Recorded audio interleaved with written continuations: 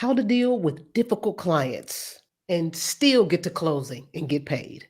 Check out these tips that top producing realtor Carla Johnson shared recently in our private Facebook group. Check it out. Yeah, Before you you start want with the tips, I'd like to. to just talk about, what is difficult first, Sure.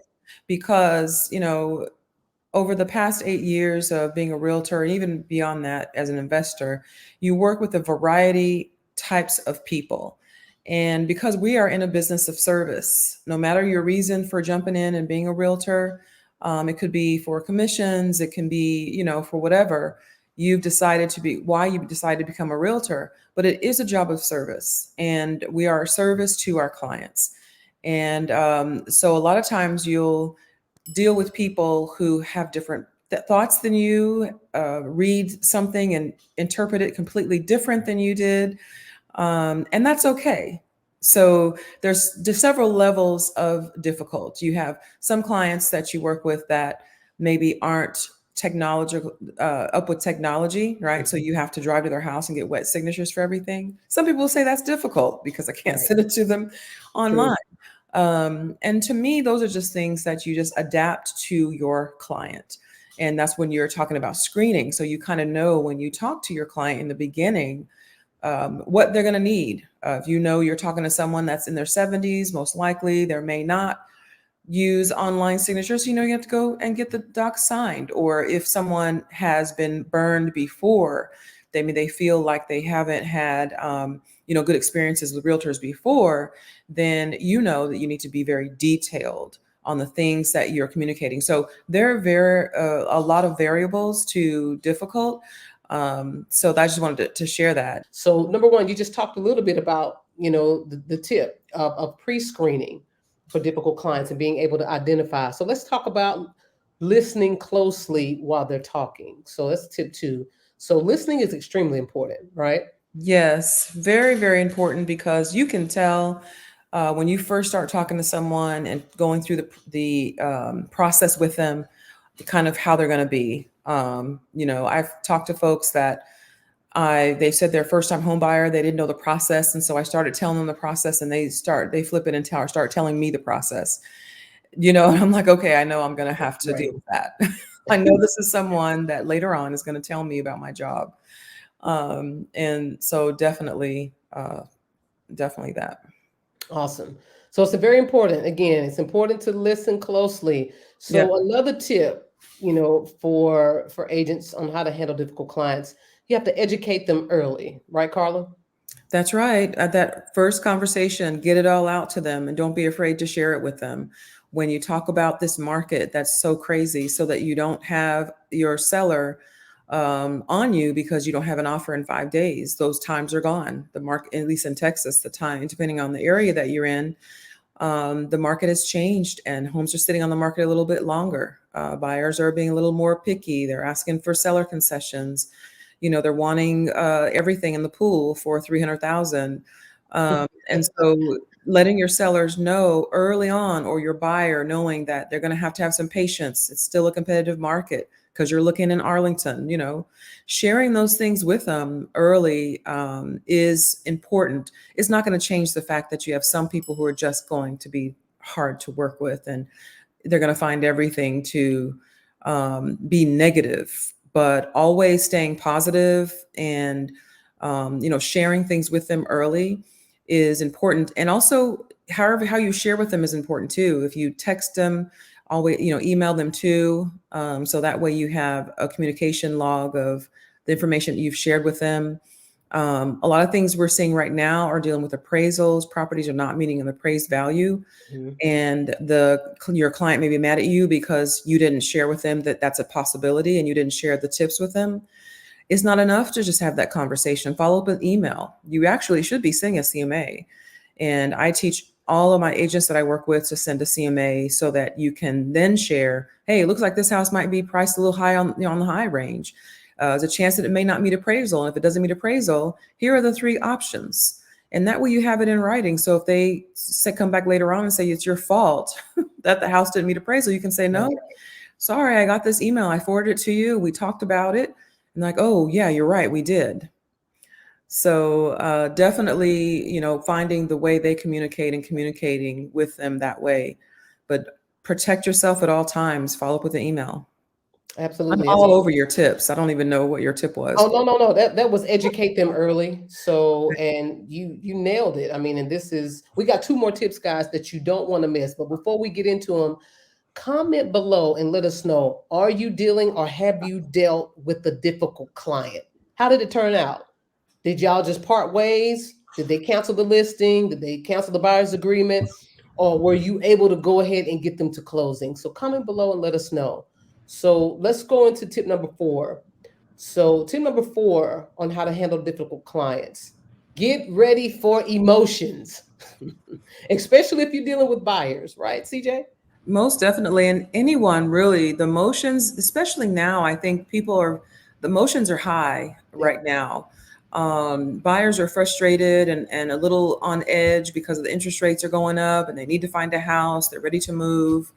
And they're a little nervous because they don't want to pay too much for a house. They're watching all of these YouTube videos on people sharing about the market is going to crash. Like Yep. there's a lot of emotions going on, and so a lot of times I do try, and I recommend that you try not to take things personal. Right. Try to understand that it's a buying a house is the most stressful thing that you possibly do. Just remember when you bought your home, how stressful it was.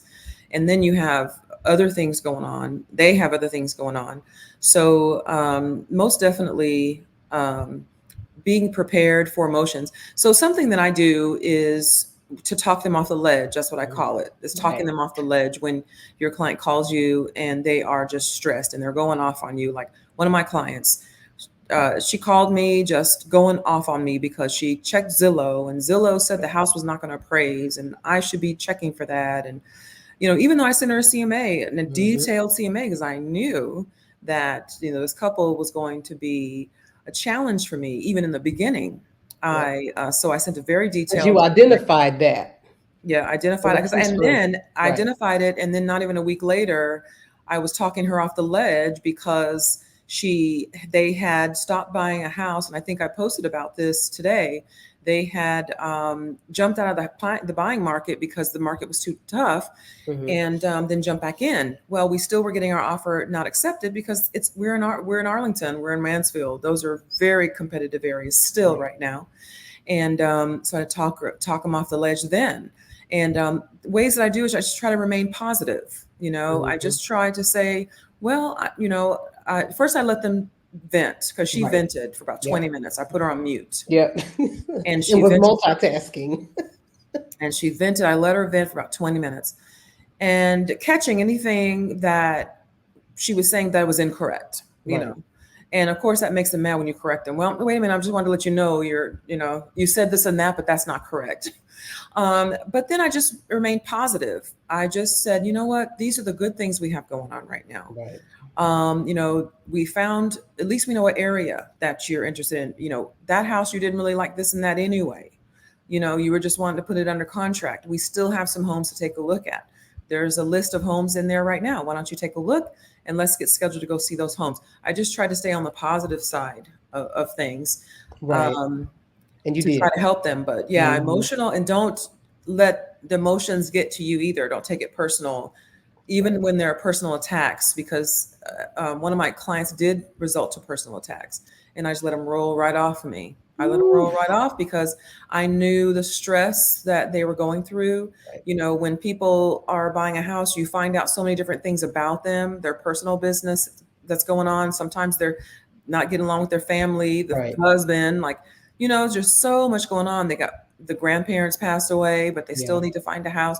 So you try not to take things personal, let it roll off your sleeve, let them just chalk it up to, hey, they're stressed. And I know they're stressed, but still do the very best that you can.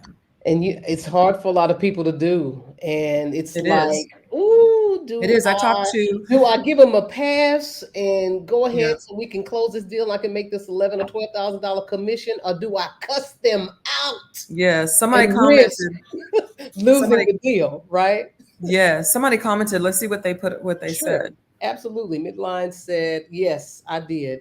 It wasn't even the buyer, it was actually her friend. I did not lose the deal with my buyer. My former broker is under contract with her. Hmm. Uh, so yes, you have somebody in their ear. There's always somebody in their ear that Right. knows real estate, that's sharing things with them, and a lot of times it's not even right. So it sounds True. like you handled it correctly because you've got your broker involved, and that is a great idea. When I have someone that is giving me grief, I immediately tell my broker for number one, that support. Number two, they can help you with some phrases or things you can say and things that you can do. Right. Or number three, like in your case, your broker took over the transaction, it sounds like. And I've had a broker that suggested, hey, just copy me on all the correspondence. He said, make sure your correspondence is an email. If you text, follow up an email and then copy me on it. He was able to kind of listen to me and tell me, just reassure me that I wasn't doing anything wrong. Hmm. Because, there's just so much sometimes. And sometimes you can take a lot of people's stress and then you're Right. like, gosh, did I do something wrong? Like what, Hmm. And but so I'm glad that you reached out to your broker. That's very, very important that you have that support. And so yeah, I won't go. I was going to give some tips myself, but I'll wait till you go through the tips that you have. Oh no, you good. And we're actually in number five, stay calm and decisive. So I think that you can roll right into how you were able to reach out, to your broker. And we have an amazing broker.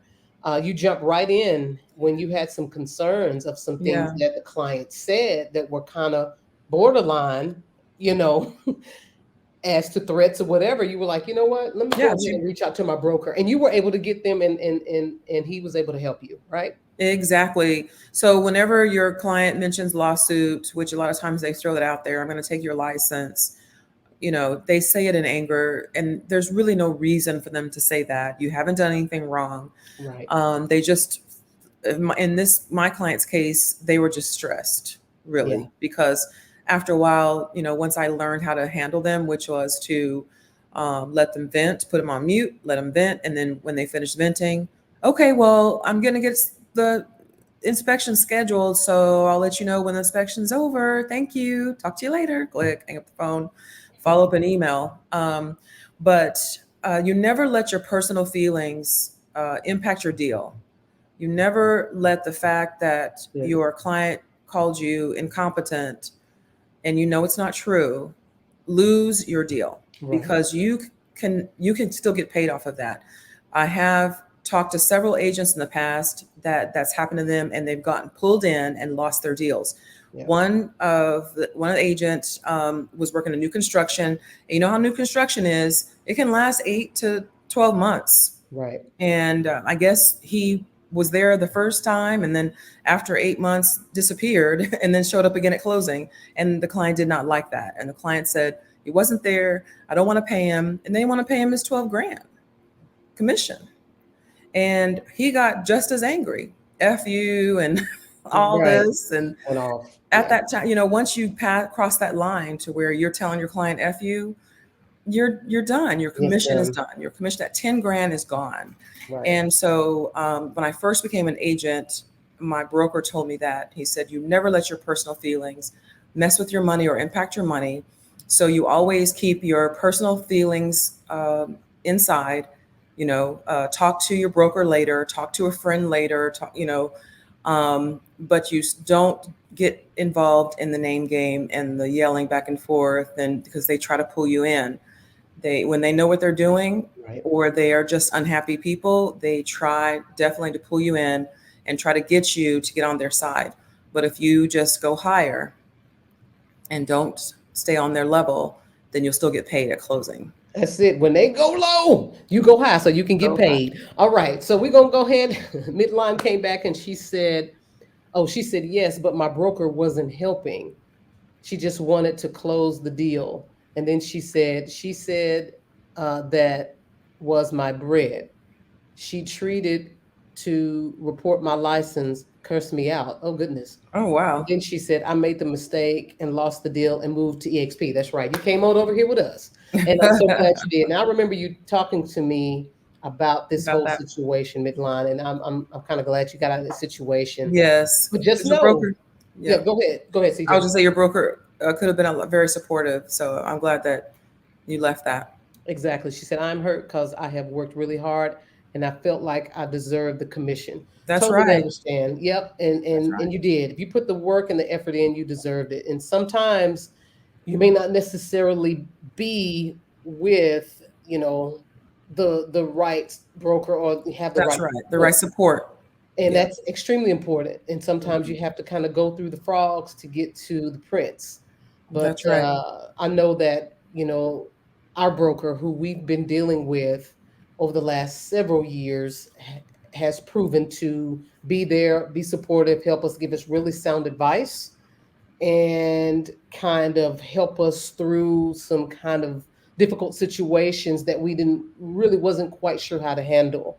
So that is critical to your support as a new and as an experienced agent. Hmm. Definitely. And then another, because the number one complaint that people have about agents is the communication. Yeah. That communication is horrible. So, you know, you want to step up your communication and make sure that maybe a good idea is to hire a TC that can help you with the paperwork. So that way you can focus, you can take your focus off of the paperwork and you can make sure that you're focusing on that follow up email.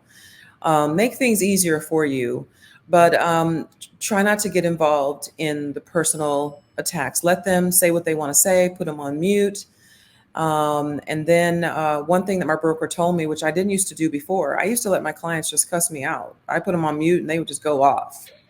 And I just would let them go off. Like, what am I supposed to do? I haven't done anything wrong. You're Right. just upset because Right. you don't you don't either listen and understand the process, or Right. you're just an angry person. And some people are just mean and angry people.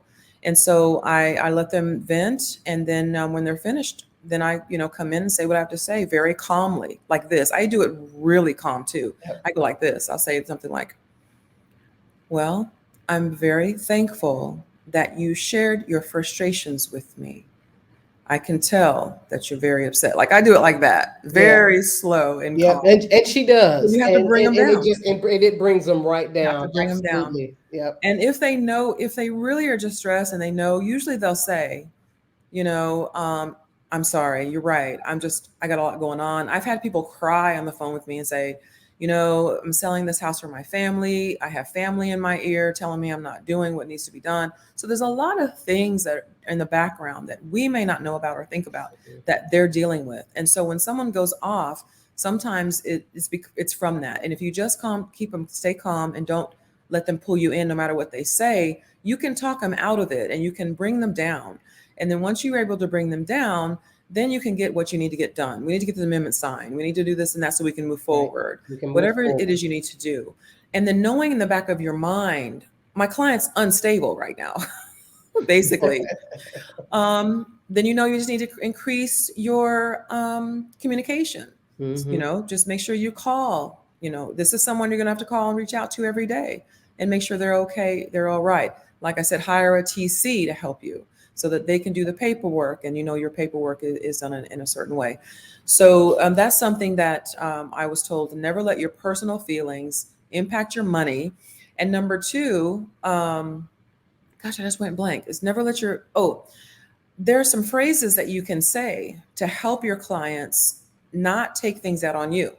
So, because it's really easy for your clients for some reason to think that you're the enemy. I don't know why it is. When you're trying to explain to them, well, that's not necessarily how it works. This is the process. They think that to them, you're saying, I don't want to help you. I'm not Right. going to do it because I don't want to help you. But that's not what we're saying. What we're telling you is our advice, because we've been doing this a long time and we know how usually it turns out. But to them, they mean you don't want to do it. So what I've learned is what you say is, and a good phrase that you can use is, I definitely understand your concern. Yeah. The reason I share this with you is so that you can make an informed decision about boom, boom, boom, whatever the situation is. And then you say, whatever you decide, I support you 100% in that decision. I just want to make sure that you know everything that I know, because that's my job to do that. And then they'll say, I hear you. I appreciate you sharing that. We just don't want to do it. And we want to do this route. Then you say, okay, I understand. Let's go for it. And then you do it. And then when stuff goes wrong, then Yep. hey, what can, then you can just look at them and say, yeah, well, Exactly. And remember when we had this conversation, and I that's where told you, yeah. that's where documentation is so important. But they So don't take it out on you that's and they right. don't want to fire you. That's So, correct. So those conversations you have, you make sure you document them. And especially conversations like that, you send them an email with an overview of the conversation you had and what they decided to do. So when things like Carla said go left, then you can come right back and say, well, we had this conversation and I shared with you that you may want to do this. And then they're like, oh, and they can't say anything. So that's really good. Metline said, lesson learned. I hear you. Awesome. And she said, CJ, I need more training on that. Well, of course, just a reminder, every Thursday at 2 p.m. Central Standard Time or 4 p.m. Central Standard Time, CJ is doing trainings in the Actions Trainings group for our agents and mentees. So you have access to that. Also, you want to check the training that EXP have on a weekly basis, which is over about 80 hours. And I'm sure that they have trainings dealing with negotiating and how to talk with clients. So just a reminder that you have access to that. Okay. Awesome. yep. And one other thing that I'll do is if my client is talking to me and they're venting, you pick out little things that will help you later on. And so during the conversation, during the vent session, they mentioned that something was going on with the family and the daughter, and so or a health issue. And so I always, once they're finished venting, say, I didn't know you were having that health issue. Are you okay? And that just changes the whole structure of the conversation. They Exactly. start crying or they apologize to you. So there's ways that you can kind of change that. But then you get some clients who just don't care. They're just mean. They don't care and they just are mean people. And I've had that too. Mm-hmm. And so basically in that case, I just and very short and direct conversations and then Yeah, follow up with email, period. that's it. No side conversation. If they No warm mentioned and that they've been in the fuzzies. hospital, yeah. Mm-mm. Sorry to None of hear it. that. I was just calling to let you know that the seller wanted to do this, and that. You don't lose your human side, but very, very short Yeah. conversations when you're dealing with someone who's just very mean and they're like that all the time. Yeah. But you still don't want Absolutely. to lose your deal. You want to get Right. paid. You want to get paid. That's right. You want to You get want to paid get them with to that. closing. That's That's right. right. That's right. Absolutely. Yeah. And this is all about working smarter, not harder, and understanding and learning how to work with different type of people and personalities because you're going to. If this is what you're going to do long term, and especially if you want to do this full time, you're going to deal with all type of people and their personalities. Okay. And like I said, can you fire your client if you feel like you can't handle them or refer them to another agent? You sure can. You definitely can. I've had several times that I said, you know what, this is gonna be my first one. This is gonna be my first one. I'm getting ready to let them go. and then I, and then Right. I'll have a conversation with them, and they'll cry or something, or apologize, and I'll say okay, and then we'll go on. But you definitely can, especially if they mention lawsuits and legal issues. You know, usually people will brag about suing someone, and they always just someone wants to sue someone. And I think that when Right. someone starts talking about that, or they've got an attorney, usually your broker will tell you that that's the point, that you want to just stop communicating with them altogether. Right. Um, but definitely you can let your client know that this is, you've decided to go another direction. And that you're just not going to be able to work with them anymore. Yeah. Or you can say something like, something has changed in my life and I need to refer you Refer to my you. Mm. colleague to help you, because I don't want that to be impacted. And they'll say, well, yeah, it's been impacting. You haven't done this and you haven't done that. And you can say, well, I just wanted to make sure that you get the best service. And so I wanted to refer you to a colleague of mine. Are you okay with that? And so, yeah, you can do it. You can let your client go. But I recommend that if you can work it through, that you do, because you're going to run into people the longer you're in business who are just jerks. Yep. It's going to happen. Yep. And at all price points, Yes. it happens. Lower to higher, from 300,000 to a million plus, you're gonna deal with some a-holes. Yeah. So You are. if you can work it out, if you can humble yourself, and pray before you call, Or and meditate or whatever you do. meditate or whatever you, that's right. Yes. um, and then just use that tool that I shared, or that statement that I shared with you. That you're just sharing this because you want to make sure they can make an informed decision, but you support them 100% on Right. whatever decision they make, and then whatever they decide, go with it. If it's wrong, then it's their wrong. It's their bad. Right. You're with them 100%. You're just going to help them through the wrong. That's what we do. Problem solve. That's it. Right? It's great when you have clients who listen to you. I have some clients that say, I trust you. Whatever Yep. you say, I trust you. And we go to closing and they're like, great, I'm happy. But then you have some clients that they know everything. Yep. And they have to be a part of everything. And they want to, make you feel like you're not worthy along the process. Right. And they've never bought or sold a house. And they've never bought or sold a house. I've had so many clients tell me, I'm just going to get my license if it's that easy. I'm just going to get my license. And I say, you know what? I think you'd be a great realtor. I think you should. And so I had one of my clients go, and she got her license. She quit. Quit. Within a year, she quit. And I said, I thought you got your license. What happened? Well, it's not as easy as it looked. Yeah, no, I didn't think it was. It's not. Yeah, I didn't want to do it anymore. Oh, okay. The stories.